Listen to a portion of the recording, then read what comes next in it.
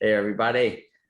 Welcome from high atop the 1616 Camden Tower studios. We've got Adam Blitzman and myself, and for some reason your camera is not on, but we're in the same room and we're trying to avoid the echo.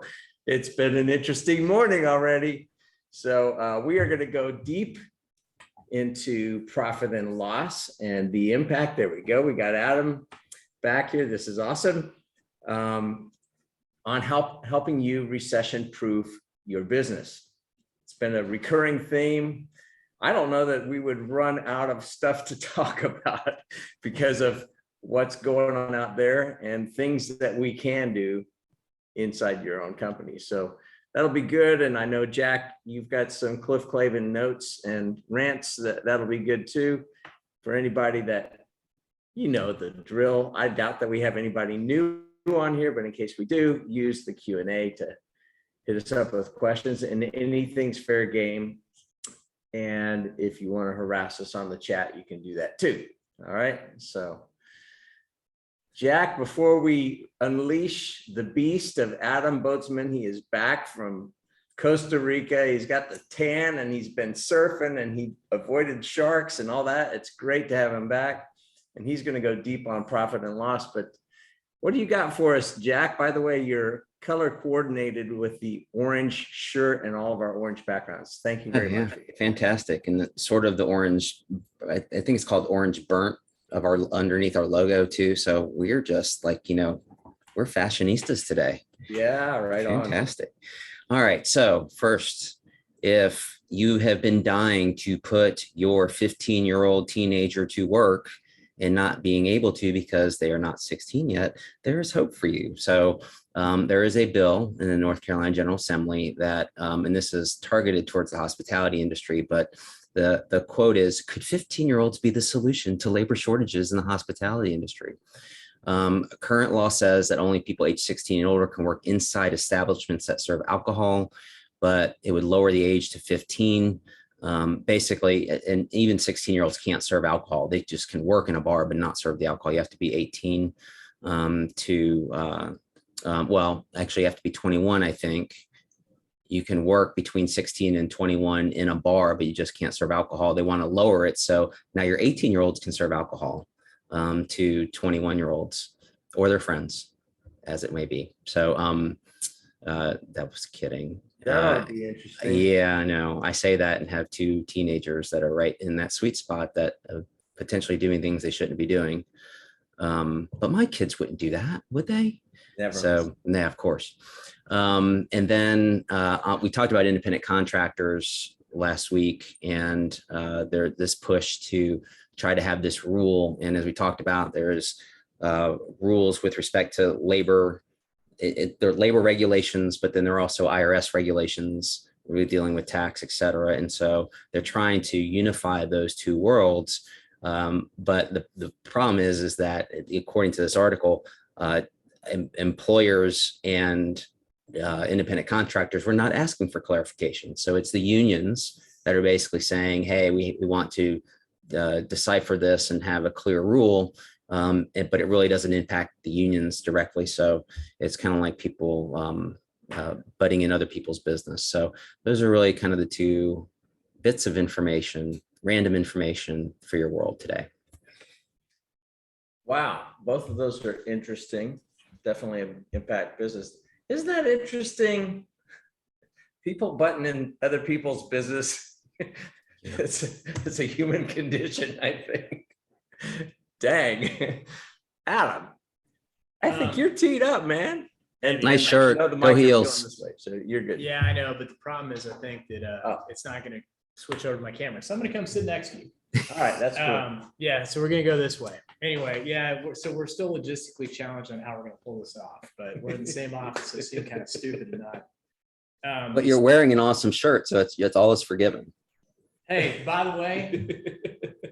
Wait. Oh, no way. Navy blue shoes too. So I'm nice. He is into it. I didn't go there, but since they're getting my money, I figured I had at least wear the swag associated with it. But anyway, yeah, the only thing that I had that's going to be, still germane to the topic of recession proof your business is, again, you're starting to see the articles come out about reduction in hiring targets for larger companies. And then, in effect, some layoffs at some companies. So, it may be one of those self-fulfilling prophecies is going to be pretty hard anyway, or pretty tight anyway, in terms of, raising inflation. So Gary doesn't spend as much money. That slows the economy down. 2 quarters in a row, you're in a recession of negative growth. There we go. But I think the one article that I read, it was in the Wall Street Journal, that jumped out at me that, I think is relevant for this audience. At the same time, it's not like I'm like, yeah, about time. But the article was effectively younger workers in shock because the pendulum's about to switch to it being an employer's market. So I'm only saying that to say that, I think a lot of us as employers have been sort of living in a labor shortage fear mentality for a while. And, A, you should still treat your people right. B, do what's in the best interest of your business and your people, because there is no business without the people. But at the same time, living in fear that you feel like you're going to have to be hostage, maybe that's getting a little bit better. So Jack's, when that new crop of attorneys comes out, a shoemaker, Jack isn't going to have to put in the offer letter, the trip to Disney World and then the rides on his boat, up the lake and, barbecue. It's just going to be kind of look a lot like the same offer that he had in 2019, but maybe with a few other remote working options. So, because I think a lot of the stuff that's here was actually for a good. I mean, the ability to work anywhere was good. I mean, us all wearing a suit and tie, that was dumb. So no offense if you were, but it was silly. So, I think that's all good. But I think some of the stuff that got crazy, there's going to be less. I think there's going to be less crazy and less of a fear that if you don't do the crazy, that you're doomed. So that's a positive, I think. But that's what the pundits are saying anyway, is that labor shortage going to get a little bit better, which kind of echoes Jack's theme in terms of living it, feeling like you're a hostage. That's probably going to get a little bit better too. But what I'd also encourage everybody is don't go off the freaking deep end with that thought. So you mentioned a trigger term, evidently fashion. You talk about suits and ties and stuff like that. So Derek, thank you for harassing us on the chat. Will these fashion tips be sent out as an email after the call? No, you have to be live to get this one. So bottom line is be yourself, be who you are, be comfortable. And that's why we've moved to t-shirts and shorts. And Jack, you haven't been wearing a suit for a while. I haven't, at least to work. Occasionally a sports coat. I'm actually wearing jeans today. It still feels a little awkward coming into the office with jeans. Haven't switched to shorts yet. Not ready for my coworkers to see all of that. So Gary's going to have to get you a set of hip jeans so we can get rid of those dad jeans you've been wearing. Yeah, cargo jeans, cargo shorts not in anymore. I don't know. They're actually coming back. I still Are they? have mine and I like them. I like all those pockets. I like them too. I use them to work out in the yard. So I'm only embarrassing my family and not, in our neighborhood. So They're coming back, man. yeah, good. I kept them. See, now I got to tell my wife, see, there was a reason why I kept them. So, but yeah, it's, I agree with that. I think don't go over the deep end. I think that the expectations of workers, especially younger workers, are still a little bit different, like maybe expecting accommodations to be able to work maybe at home. But I think what we're seeing is well, it was as expected as the ripple effect of what happens when you're not in the office together and there's not collaboration. I was recently in some office space where they moved from uptown to South End, near to where you guys are, and the space was built for collaboration, but different types of collaboration. There's also quiet spaces. They had all of their owners on the interior. So, no privilege of office windows. So I think there's a change in mentality and a desire to bring back, I shouldn't say groupthink because that kind of has a negative connotation, but collaboration in person. And whether it is, having coffee, having donuts, whatever it may be, but being in the same room and having an open-ended discussion. And part of that is, I think some of us believe we can multitask.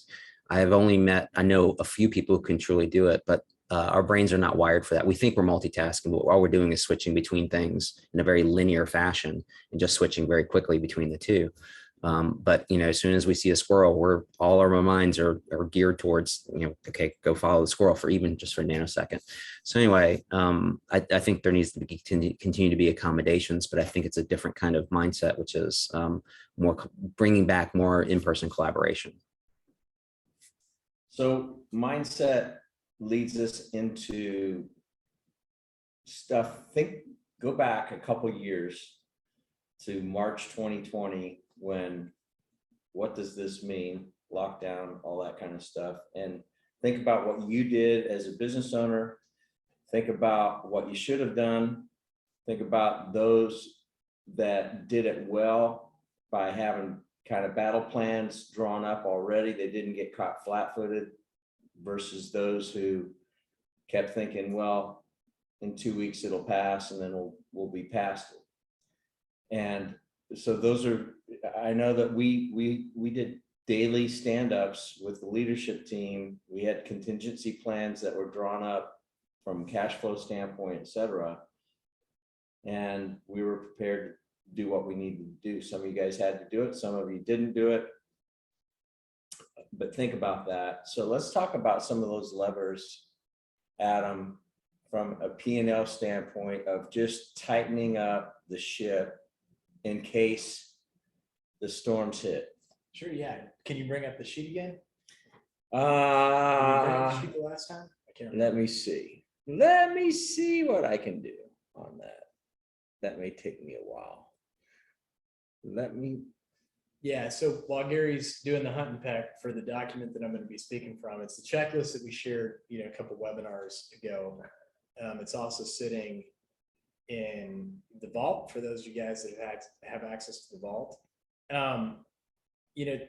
2 weeks ago, we talked about balance sheet moves to make to strengthen up your balance sheet. If you're about to experience potentially a downturn, this week we're going to go more into the profit and loss statement, which is really where you're going to generate probably the bulk of your cash flow. And I guess what I would say, about this is that it really, anything that I'm going to talk about are really things that you ought to be doing anyway, versus, oh my gosh, I'm not going to do that because I'm doing just fine. I mean, these are things that you really should be doing, annually, if not more often, anyway, just to make sure that you're, like the worst case scenario is you expend some energy on your part in terms of, doing a good, thorough review of your P&L and making some changes.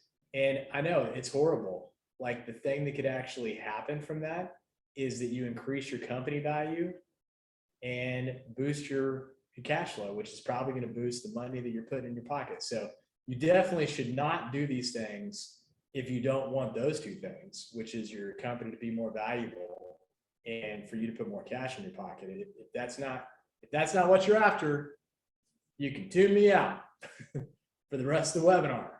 But if that is what you're after, then, a lot of this stuff is just good old fashioned, common sense things that you should be considering doing anyway. And that was a long enough intro that I think Gary's got it up. That worked. There Thank he you. goes. Yeah. There he goes. All right. So you want to scroll down to the profitability section? Yeah. Come on.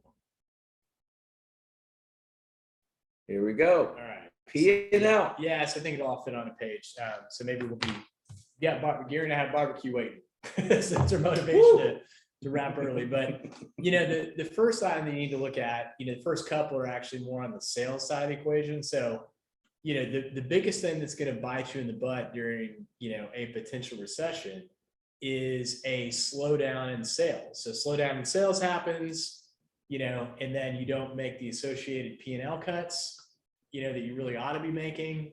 And next thing you know, you're starting the doom spiral going down. So how do you fix that? You really look at, well, how can I really shore up my sales?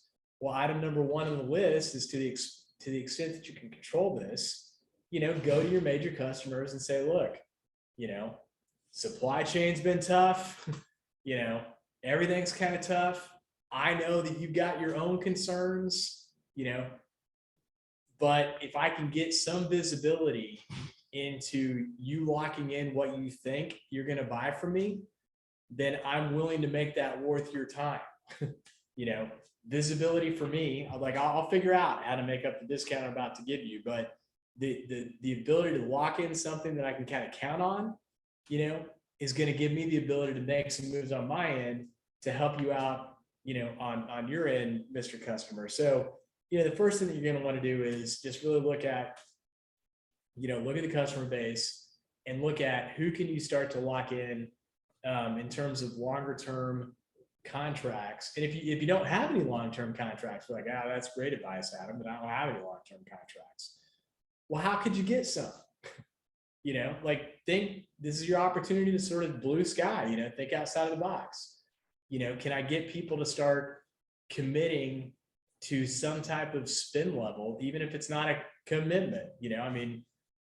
I'll ask Jack in a second to kind of chime into, how legally binding is a PO, which is probably the more, or a purchase contract, so that's your 5-second notice, Jack, that you're going to be up in a second. But, you're really looking for something other than, we're sitting around as management. Well, what can we count on from Gary? I don't know. Gary's always increased his order by 5%. So let's lock that in and count on it. Well, for all I know, Gary's having meetings over his shop saying, damn guys, we're looking down, we're going to have to start squeezing price, or we're going to have to start making some cutbacks on what we buy from Adam. Let's start executing on that strategy. The point is I need to take a little bit more control of my own destiny. I can't control what Gary's going to do, but what I can control is at least calling Gary and saying, hey dude, we've all been listening to the news. What are you looking like next year? And you've historically done 5%, what do I got to do to at least keep that flat? Happy to do a discount, or here's my proposal for you, or maybe there's an additional service that I provide you to help you out in exchange for, some form of commitment that I can count on. So with that in mind, I would love to hear from Jack in terms of, well, what are the varying levels of commitment? Because if I'm Gary, it's like, well, I don't know. At the end of the day, dude, if there's a zombie apocalypse, whatever I just said is out the freaking window. I understand that. What I just don't want though is something that's willy-nilly, from my end. Yeah. So, what you're talking about and what we've been talking about is kind of operational efficiencies. I also want to talk about what happens when there's a financial transaction or need, and that could be a refinance, that could be a sale, or just some sort of where they're doing due diligence, because this does become an important issue. But to answer your question as far as enforceability, it's easy to put together and sign an agreement that says, okay, we're going to ship you this and you're going to pay this. A lot of times the details are on the back side of that piece of paper of that purchase order that say these are additional terms and conditions. And it would include what happens if things don't go as planned, who has what rights, what are cure periods and things like that.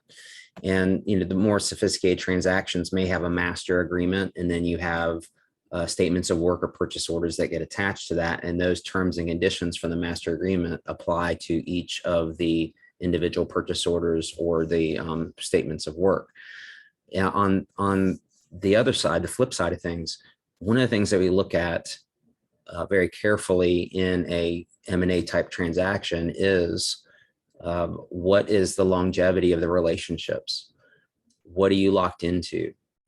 And that applies to not only the cash flow, potential cash flow moving forward with customers, and the longevity of those relationships and how you have them locked in, but it also applies to, okay, at what point may that contract be renegotiated? At what point may it be adjusted for market as far as supply and demand, et cetera, so that you're going to have higher costs associated with that business. And so, and that also applies on the operational level too. I mean, you may want to lock in. I mean, I don't think that prices are going to come down on stuff anytime soon. So the better, if you can lock things down now for a longer period of time, that's better for you operationally. It's better for you fiscally in the event of an M&A transaction, because it's, as it says, there potentially purchase price discounts or adjustments based on those relationships. And I think that many times a little bit of arrogance comes into the room on either side. So from a seller side, that the supplier needs to sell. So we're their best game in town. So yeah, the buyer's going to be fine. Or the buyer says the same thing. Or the buyer says, well, we can easily get out of that contract. No big deal. Yeah, but do you want to, as the buyer and owner of the business moving forward? I mean, do you want to renegotiate that deal? It's also a point of, and this is a legal point, you have to very carefully look at those contracts for change of control or anti-assignment provisions in those documents. Going through that now, and this is in the context of a lease being assigned, and the seller says, oh yeah, no problem. They like us, they're going to like you. And I'm like, no, that's not what the document says. So we need to not be so cavalier about it. Similarly, in these contracts, there may be something that says change in control, but really it's an assignment. So you get looking into these documents more carefully, but really you're focusing in this instance and for this discussion on the longevity of those relationships for a number of issues. But it does have an impact operationally in both, and fiscally, meaning in a refinance, for example, bank's going to look at what are those relationships, those contracts that they are betting on that you're going to have revenue from, can those be taken away? So what is the credit risk that those banks or private investors are taking on, which would then govern maybe the interest rate or the other terms of the loan given to the business? Yeah. So, I mean, the bottom line is, if you've got some type of contract, look at how you can make it tighter. If you've got no contract, look at how you can start to engineer getting one in place as a defensive, proactive move on your part. Thanks, Jack. The second one, look at customer profitability. I gotta tell you, in our world, this is the thing that I think our clients probably understand the least, that they could benefit the most from. And there's a fabulous book that goes into some pretty good analysis on this. It's the 80-20 principle, which basically, is the Pareto Principle. We've all heard about the Pareto Principle. It's that 80% of the effort, 20% of the effort yields 80% of the results, or whatever. There's not a linear in most situations. There's not a one-to-one correlation to anything. There's always a greater than one-to-one correlation between some stuff and a less than one-to-one correlation between other stuff. So, if you look at so the book's premise is how to do that analysis on your customer base, to determine which customers are really your most profitable that you should be putting the effort into, and looking at, well, what do you do with the rest of them? Because the rest of them are requiring resources. So if I use BGW as an example, BGW has roughly 4,000 some odd clients, and 800 of them account for 85% of our ratio or our revenue. So in that scenario, 20 some percent accounts for 85% of the revenue. So when our team comes up with like, well, Tommy complained, I hate to hear that. And I want to make it better. And at the same time, if Tommy is not in the 800, then I'm going to look real hard at why am I doing anything to change what we're doing, to cater to that. So on the customer side of the equation, I think once our clients actually dig into this problem of customer profitability, what they find is like, there's some customers, they're freaking paying, to do the work when they really look at the cost of serving that customer. Like they get all hung up like, oh my God, that'd be shedding 20% of 20% of my revenue. I can't do that. Yeah, but when you fully look at the costs associated with servicing that customer, it's actually costing you, -3% bottom line profit. So, really digging into the customer profitability and being prepared to make, because you can't cut customers without cutting the expenses associated with it, which a lot of times is labor, that gets associated with it, but, or redeploying it. So at BGW, we've got a common expression when people are like, yeah, but they're a good client, they've been paying us for years, and that's all true. And I want to help people, but if they're not willing to pay their fair share, it's like, it's not, why is it fair to anybody if, Gary's willing to pay me $1, but Jack's only willing to pay me 50 cents for the same service? Like, why is that going to be okay on a long-term basis? Like, I got to get Jack up to the dollar that Gary's paying, or I got to part company because there's other Garys out there that are willing to pay me the $1. Or Jack can go, I can save the expense, and I'm neutral from a profitability standpoint. In fact, it might even be even better because I'm now working with less clients making the same amount or more money. So my life's better. So that's really what this customer profitability piece is all about, is just having some real honest discussions with people around, look, dude, you're a big customer and I'm losing my ass on you. I want to be fair with you, but you got to help a brother out. Like, I don't think your plan is to, buy so much from me that I go out of business. Is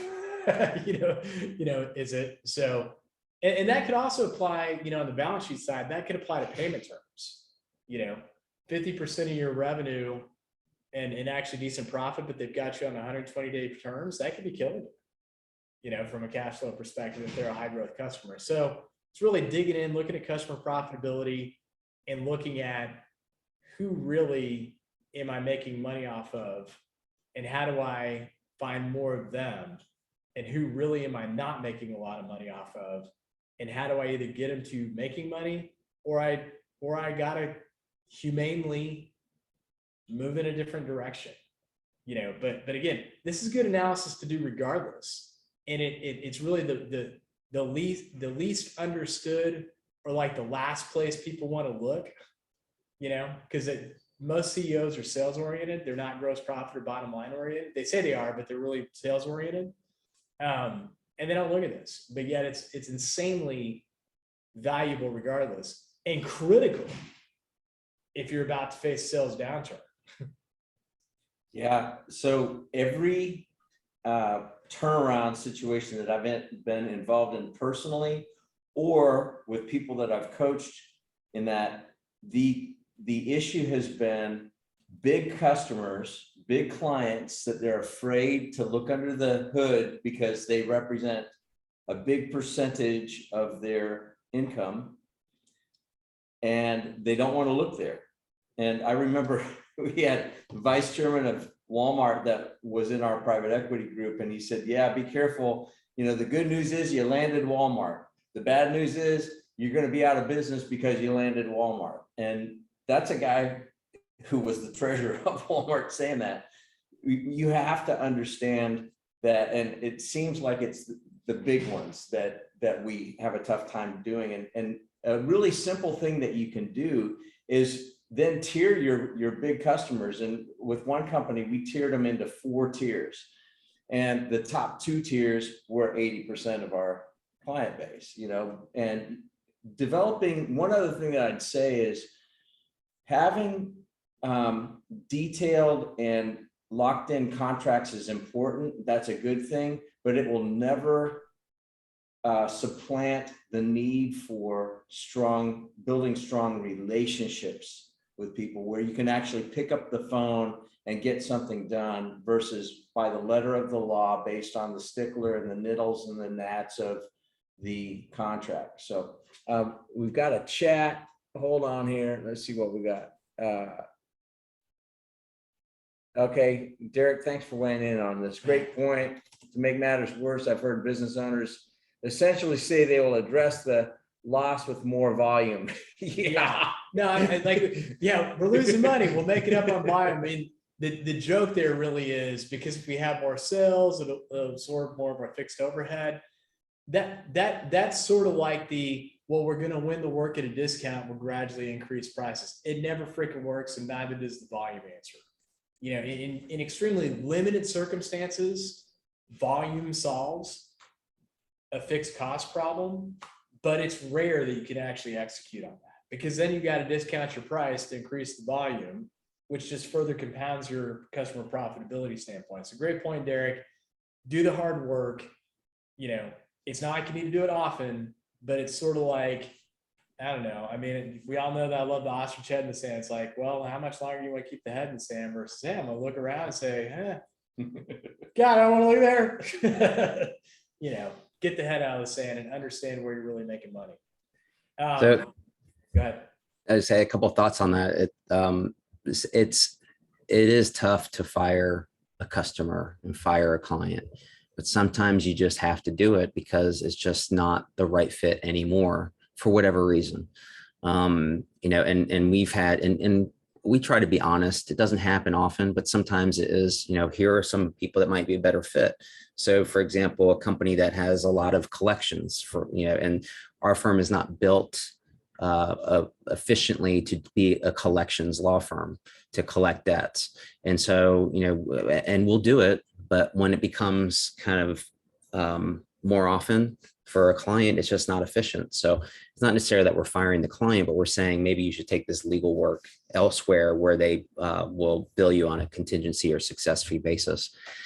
I think the other is that other comment is that, you know, it's a lot of times when you're doing a comparative analysis between profit or revenue, expenses, profitability, et cetera, and you're doing a profitability analysis, it's easy to look with blinders on and say, okay, and look at the direct, obviously you're going to look at the revenue, but then look at the direct costs. So this person is 100% assigned to this account. What about the person that is 50% assigned to that account? So in my world, so if you have maybe 4 paralegals that are assigned to do certain work and for a specific client, and then, you know, what is the revenue related to that? But then when you start paying the partners and the associates and the paralegals, et cetera, you know, what really is, I mean, the revenue looks fantastic, but, and then if you were just to assign the direct costs to that to come up with that, and that was your profitability analysis, that's not going to be accurate. So you need to be a little more eye opened into, you know, what does it take to make that dollar? Marginal costs and costs that are not necessarily associated 100% with that dollar, but are marginally associated with that. So, and that just becomes tough. Another example would be in doing analysis recently, or seeing this analysis done was, and I don't know how, I really don't know how Amazon does it. And it is basically taking a company that's trying to be like Amazon and with fulfillment. And so, you know, there was a time not so recent, but that Amazon people were showing up at our doors several times a day, and it was a different person. Sometimes it was the same person later on in the day. But I mean, it's just, this on-demand ordering and fulfillment that happens versus saying, okay, we're going to wait to the end of the day, see where the orders are. Kind of like if you get furniture delivered, they wait until the day before to decide what route they're going to go on, right? So it's kind of like doing that, which is waiting to see what you got, put the max into that truck that you can in an efficient geography, and then deliver those things. And so, like I said, encountered a company that just was fulfilling orders with and putting trucks out there that may be a quarter filled, a fifth filled, or using these large trucks to deliver small items. Well, get smaller Sprinter trucks or whatever it may be. So those kind of things. And, we may talk about that in more detail, but, talk about, if a customer, that's their expectation, that's what you're doing, then it may be time for them to do something differently if it's costing you a lot to fulfill those orders or fulfill the expectations of that client or customer. One more thing that I'll bring up before we move to the next topic, and that is, it's something that I see all the time with clients and companies. They have not really nailed down their customer persona, like their ideal customer. Oh, and especially when you're starting out, like you'll take money from anywhere, but the more narrow you define and understand who your ideal customer is, the better you can quickly say no on the upfront side. And you don't have to leave them and say there's no room at the end. You can also send them to somebody that you trust that is aligned with that size of company or that expertise or that nuance that is outside of your ideal customer persona. And if you don't know how to do that, get somebody, ping us. We've done that a lot, but find somebody that can help you deal with your customer persona. And all you really got to do is get your top management team and say, who are the people that we like, that say please and thank you, that pay us on time, that refer us to others. That's pretty simple. But look at that, and then look honestly at the rest of your client base and say, where do they fit? Can they change? Some of them can, but you have to have the conversation with them. So anyway, diversification with the storm clouds coming out helps. And if you know who you're targeting, even better. So next. Yeah, so the next bullets are really tied hand in hand, which is just really looking at the cost structure. And what you're looking for here is just comparing each P&L account year on year, or some time period relative to some time period, and just trying to ask the question, why did it go up? Like, can I explain why it went up? And was that one time, or was that something that's permanent in terms of why it went up? That's the first bullet here, or the first test. And a lot of times it's like our health insurance bill. We added more employees, of course it would go up. The second thing that you're going to want to look at, keeping the health insurance theme though, is that, ideally, you can't always control for this, but ideally your expense categories shouldn't go up at a higher rate than your sales growth. So if my sales go up by 5%, not surprised my health insurance goes up by 5%. I don't like it, but I'm not surprised. However, sales go up 5%, health insurance goes up 40%. All of a sudden, I need to start asking some questions around what are we doing with this expense? Like, how can we control for it? Do we need to shop it around? Come up with a different plan? Like, do we need to cut somewhere else because we're committed to this expense level? So that's analysis number 2. So then you get into the second big bullet point, which is compare ratios. Again, this is just good practice, but it's the great equalizer into the thing that we've all heard as business owners and management you know, hey, Gary, I need you to do blah, blah. Oh, yeah, too busy. I need more people. Like for me to be able to do that, I just gotta hire like 20 more people. You know, no way. Whatever. It's like your gut, you're like, well, geez, I trust Gary, you know, but my gut, the great equalizer is ratios. In other words, if last year $1 in salary expense produced $2 in gross profit, I want you to explain to me why now it takes $1.50 in salary expense to produce $2 in gross profit. That should not be happening. Like I can accept that everything's going to go up, but they should be going up at the same rate. So if we've been able to get $1 to produce $2, I want you to explain to me why $1 can't still continue to produce $2. Better freaking yet, Gary, I want you to tell me how to get to 75 cents produces $2. You know, that's really what you want more. I want it to be less. Yes. So how do we get it? How do we get it lower? But it's really looking at those ratios of $1 of this equals how much in gross profit dollars. And if you're starting to see those numbers fluctuate in a negative direction, you know, that's a sign. At the same time, you know, it's a way of validating Gary's concern. You know, like if I've historically always been at $1, you know, produces $2, and we've all been pretty happy with that, you know, hitting our bottom line target after we flow through with it, customer profitability, all good. And I'm like, all right, but I'm going to be Ebenezer Scrooge, you know, hey, Gary, you know, just got this order. I'm going to need 20 people for that. It's like, go to hell.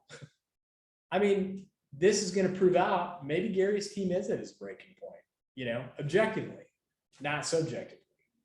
But again, these are good practices you should be doing anyway. But I found that this one, above all else, allows me to have an objective conversation with the team about busyness. And, you know, there's only one of two answers.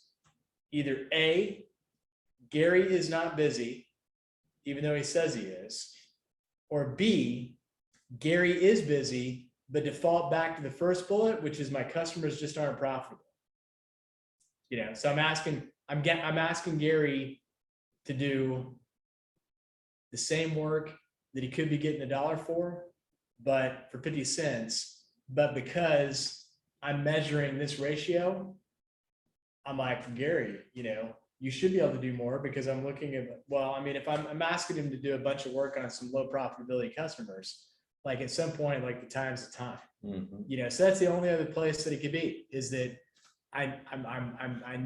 you know, I know that Gary's efficient, but he's working on some low profitability customers when he could be working on high profitability customers, or Gary's not as busy as Gary thinks he is.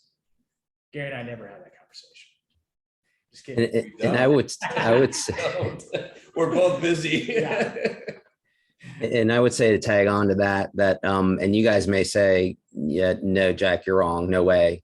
No, NFW, but I think that it's okay to have dips in those ratios in anticipation of the curve, the slope of the curve going higher, faster. And what I mean by that is, and I guess I should do it this way because it's inverted, right? Is an investment in an upgrade in technology, a new forklift or something along those lines, that, you know, once you make that investment and pay for that machinery, that if you were to compare and split that cost among, you know, the cost to produce, that those ratios are going to dip. But because of having that new piece of machinery or that upgrade, that at, you know, within a few months that you're, or even immediately, more product is going out the door. Okay. And I know we talked about not trying to over revenue things, but this is really kind of, I think, a little different, which is, you know, you're able to fulfill orders more quickly, whatever it may be.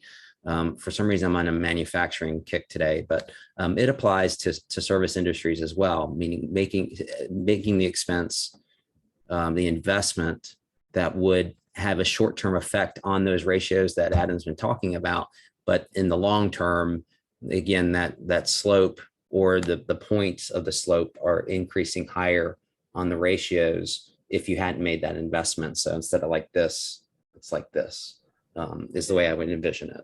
Yeah, you're exactly right. So a little bit of a dip even, but it accelerates the slope of the curve in the future. Like in our world, you know, the case for that, it's funny, the meeting's coming up at 3 o'clock. I'm sure that Jack has never had these meetings at Shoemaker, but it's really around, you know, what should our administrative team do versus the folks that are, you know, out servicing the clients directly, you know, in a direct capacity. It's like, my answer is that the people that are serving in a direct capacity shouldn't be doing anything but tax planning, tax consulting, you know, financial statements, meeting with clients, advising them. They shouldn't be like chasing signatures, you know, on stuff. Now I could have an administrative person that sends the email on my behalf, so it's responded to chase Jack for a signature, but I should not be like worried with that. Well, that requires hiring administrative people to be able to do that. So that skews my ratio, but if that frees up my time,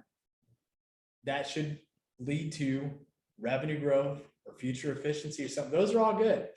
It's when I can't have a story that it's bad. Yeah. Good stuff. Right. So Jack's never had that conversation about more paralegals, more attorneys, more administrative people, right? There's people always that are like, okay, more. And also, like I said, on the technology side of things, why do we need to spend money on that? But then it's funny, the people who are naysayers are the ones that are embracing it. Like, oh, this is so cool. I can do this way, you know, and it's so much more efficient. And yeah. And so, and I say this kind of quietly because I think I see technology as reducing the number of admins you may need, because the automation, so the voice recognition, the ability for me to dictate my timesheets, my time into the computer very accurately, versus having, you know, in prior decades, writing on a piece of paper and handing a sheet to a legal assistant to be doing that. But the reality is that she's not doing that, so she's doing other stuff. And so, yeah, it's evolved. It hasn't made them obsolete in any, you know, in any way. Well, I should say in any way, not obsolete. It's changed what they're doing on a daily basis. But to your point is, they're doing stuff that is administrative and, you know, taking some of that away from me, because it is easier to talk into a machine rather than sit there and write. Even though I write very messy and shorthand, but it's still faster to talk into a machine, and a machine that learns what I'm saying and has a legal dictionary. So it interprets it. Like, for example, most dictation devices would interpret the term franchisor with franchise and then the word or instead of putting or as the suffix of that word. So stuff like that. And that's what I'm talking about, the investments, that I think we've been fortunate and wise, conservative. I mean, we don't jump on every new piece of technology that is thrown at us that is like the new thing that, you know, all the law firms are doing, which is not true in most cases. So I'm sure same thing for you guys. You guys are hit up with, this is the latest and greatest in billing and, you know, customer relation management and all those things. And so sometimes it is worth to make those investments. Yeah, understanding what the ROI potential is and then holding yourself accountable to that. I mean, even at Bank of America, you know, at one point I had almost a $40 million budget that I was managing, and our expectation was $2 back for $1 invested. Well, that's hard when you're doing brand building stuff like that too. So we would have to do a mix to where we knew that direct mail, we had a 98% failure rate, but the 2% that hit gave us more than a 2-to-1 ROI to pay for some of these other things. So the ratios are important. The data doesn't lie, and understanding, are we doing an investment spend, or are we just kind of closing our eyes and hoping that it's good? Yeah, that's right. And then, really the last item that was on the list, it's funny, I was having a conversation before this with one of my colleagues, talking about budgeting, and he just asked questions like, well, how many of your clients actually budget? And I'm like, very few, like, unfortunately, very few. So the last point here is, it said a sales target, but not a budget. So last point here is, actually, put on your things to do, doing a budget, and really you ought to be starting with, your revenue now. And then if you go through these exercises, you can start building out the expense budget to support that revenue to where you've got something ready to lock and load, which is going to help you out in terms of determining, well, how many people do we need to hire, or do we have the right labor force? If we need to start looking at expense reductions, how do we bake that into our plan, for next year, so we can start making those moves, now, and doing the research now. And that really comes through, budgeting out what you think you're going to do next year. And you really need to start that, I found, sooner rather than later. One of the biggest dangers or things that I see replicated in businesses, I mean, you made the comment that very few clients do budgeting. And I think there are also a group of that think they're doing budgeting, but really what they're doing is they're taking this year's expenses and saying, we're probably going to do the same next year. So let's just add 10% to that. And that's their new number. And that's how they come up with their pro forma and their budget. And they really don't take into account extraordinary, and I mean, extraordinary, not extraordinary, meaning things that are not normal course of business on the expense side, but also on the revenue side. I mean, if there was, a kind of a home run, and for example, let's say that there was, and we take very few things on contingency, but sometimes that turns out to bode well for the firm. But sometimes it doesn't. I mean, sometimes, we have to write off things that don't turn out the way that we would have liked them to on a contingency. That's why we don't take many of them. But, it is maybe an example would be we take on an IP portfolio, copyrights, trademarks, patents. And so, and then they want to pursue a bunch of patents that they were keeping quiet. Well, that's a lot of work up front. Yes, a lot of revenue expenses, but is that going to be the same next year? Probably not, because you will have, unless they have, even the same amount of patents to file, et cetera. But, so just be mindful of the anomalous data points, both on the revenue and the expense side when putting together those budgets and the pro formas for the following year. Definitely again, going back to transactions, whether it's, a loan, whether it's an investor, whether it's a refinance, they're going to want to look at and see, what those things are, and have you accounted for it, and relatedly seasonality too. I mean, seasonality kind of becomes the norm after a few seasons, meaning years of it, and it just becomes kind of baked into it. But if it is true that this past Christmas, not as much money was spent, you got to deal with that. And as far as doing your pro formas and everything else. So just be mindful and not say same as before, because most cases that's not going to be the case. So a couple things as we're getting ready to wind down. I just heard Adam's stomach growling, looking for some barbecue. Been starving myself all day in anticipation of this.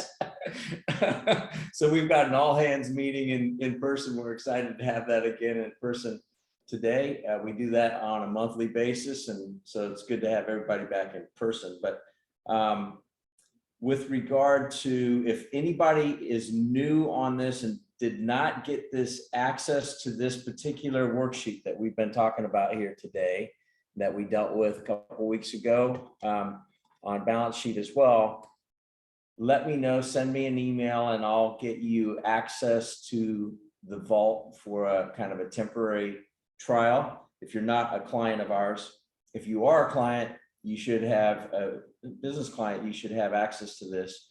If you don't, let me know. GFREY at trustbgw.com. Also, in the vault, we have a discussion thread on a lot of this topic on recession proofing your business. And so a couple things that Adam and I have kind of gone back and forth about is doing some simple thoughts on creating an effective budget. I think a lot of times people overcomplicate it. And so all of a sudden they're like, well, that never worked. What can you do to keep it simple and actionable and effective, but also some notes and thoughts on the ratios. So does that cover that? Yep. All right, cool. Jack, any thoughts for you before we say adieu? I think this is great that we're going through this and getting, I don't know of any other time where I've gone through or participated or viewed kind of the marrying up of going through, these items from an accounting financial perspective and a legal perspective. So I appreciate the opportunity to share these things, because a lot of times it is focus on one thing and not the other until you get very later on in the process, meaning there's a need, as I said, a financial or operational challenge. And so I think this is good that we're going through this, and, we'll continue to go through. It's kind of like we're telling war stories in the background without revealing the names, right? And so it's kind of like, okay, when we see these things, each of these things, just so you know, for those that are watching, we see these things, and I think that each of us can put client names into each of those boxes as to, okay, who did and who didn't do those things properly. So, real world experiences. So, yeah, hopefully we can help guide people in the right direction on some of these things. Yeah, right on. Anybody that came on late, we will put this up on the BGW CPA YouTube channel later on this afternoon after we get done eating some barbecue and have our meeting. So we'll do that later on this afternoon, and I will miss all of you guys next week because I'm at a board meeting in the great state of Ohio. So that was a good time to visit Ohio, not January.